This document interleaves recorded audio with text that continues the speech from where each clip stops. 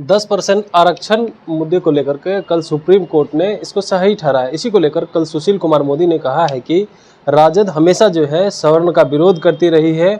वो जो है लालू यादव शुरू से ही कहते रहे कि भूरा बाल साफ करो। इस पर बातचीत करने के लिए हमारे साथ राजद के प्रवक्ता एजाज अहमद जी हैं। क्या कुछ कहेंगे? जिस तरह से सुशील कुमार मोदी कह रहे थे कि जो है राजद शुरू से ही जो है वो फॉरवर्ड के विरोधी रहे हैं। देखिए, सुशील मोदी जी गलत बयानी कर रहे हैं। सुशील मोदी जी अनर्गल प्रलाप कर रहे हैं। मैं माननीय सर्वोच्च न्यायालय के फैसले का सम्मान करता हूं और बताना चाहता हूं कि इस मामले में पार्लियामेंट के अंदर हम लोगों ने सुझाव दिया था और आपत्ति दर्ज कराई थी।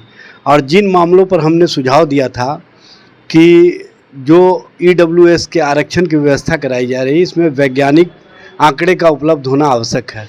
और सभी लोगों को पता है कि जातीय जनगणना और आर्थिक गणना हुए बिना इन मामलों पर जो माननीय सर्वोच्च न्यायालय ने फैसला दिया है, इन मामलों पर बेहतर ढंग से उन वर्गों, उन समूहों को सम्मान नहीं मिल सकता है। चूँकि जब तक आंकड़े नहीं होंगे, वैज्ञानिक तरीके से उस पर चर्चा नहीं होगी, तब तक उस मामले का जो माननीय सर्वोच्च न्यायालय ने फैसला दिया है वो उद्देश्य की पूर्ति नहीं हो सकती है।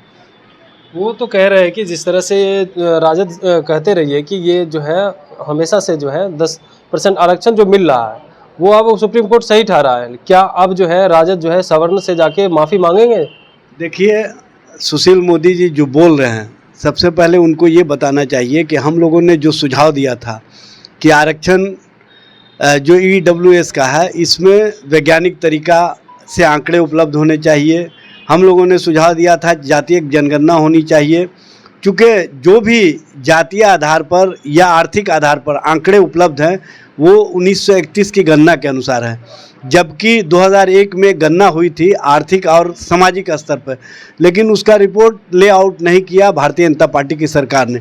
तो भारतीय जनता पार्टी को चाहिए कि 2021 में जो गणना होनी थी उसमें जातीय जनगणना और आर्थिक गणना का भी कॉलम को जोड़ने का काम करे, और जो हम सामाजिक न्याय से आर्थिक न्याय की ओर बढ़ना चाहते हैं उसको बेहतर ढंग से हम सभी के लिए, सभी देखिए हमारा जो मकसद है, जो सभी वर्ग हैं, सभी समूह हैं, सभी लोग हैं, उनको बेहतर ढंग से न्याय मिले। और इसी न्याय की प्रक्रिया में माननीय सर्वोच्च न्यायालय ने जो फैसला दिया है इसको देखना चाहिए। वो तो कह रहे थे कि अब जो है राजद को अगर सुप्रीम कोर्ट जो है इस पे डिसीजन दे दिया है कि ये सही है, तो अब जो देखिए हम लोग जाते हैं सवर्ण से, हम लोग इस मामले पर आपत्ति दर्ज कराए थे, सुझाव दिए थे, और जो सुझाव और आपत्ति दर्ज कराए थे उसी के अनुसार सारी बातें हुई हैं और जो फैसला भी आया है उसी के अनुरूप आया है। चूँकि आप जिन वर्गों को इसमें जोड़ना चाहते हैं, जो लोग छूटे हुए हैं उनको जोड़ना चाहते हैं, तो उनके आर्थिक स्थिति का जब तक आकलन नहीं होगा, उनके सामाजिक स्थिति का जब तक आकलन नहीं होगा, ये पता नहीं चलेगा कि जो लोग रेहड़ी पर, ठेले पर सामान बेच रहे हैं वो किन वर्गों के हैं। तो इससे जो हम न्याय देना चाहते हैं आर्थिक स्थिति पर, वो न्याय नहीं दे पाएंगे। इसीलिए इसकी गणना ऑन रिकॉर्ड होनी चाहिए। ऑन रिकॉर्ड होने के बाद इस पर अगर सरकार काम करे तो ये बेहतर रहेगा। और साथ ही साथ मैं ये बताना चाहता हूँ कि जो माननीय सर्वोच्च न्यायालय का फैसला दिया है वो इंदिरा साहनी मामले में जो बैरियर लगा हुआ था वो बैरियर टूटा है, और हम समझते हैं कि अब जो समूह और वर्ग छूट गए हैं उनको भी आरक्षण की श्रेणी में लाया जाएगा। वो तो कह रहे थे कि जो है राजद पहले कान पकड़ के माफ़ी मांगे। देखिए, वो क्या कहते हैं उसका कहने का कोई मतलब नहीं है। जो हम लोग अमल में ला रहे हैं, जो हम लोग बातों को स्पष्ट रूप से कह रहे हैं, जो हमारी कथनी है वही करनी है। और वो लोग जुमलाबाजी करते हैं, वो लोग ठगैती करते हैं, हम लोग ठगने का काम नहीं करते हैं। हम लोग जो वादा किए थे उस वादे को पूरा किए हैं और उस पर हम लोग आगे बढ़ रहे हैं।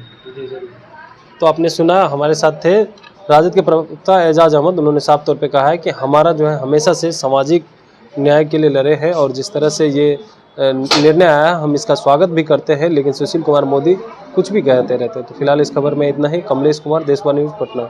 सिर्फ खबर दिखाना देशवा न्यूज का मकसद नहीं, देशवा न्यूज की कोशिश है कि समाज की सूरत बदलनी चाहिए।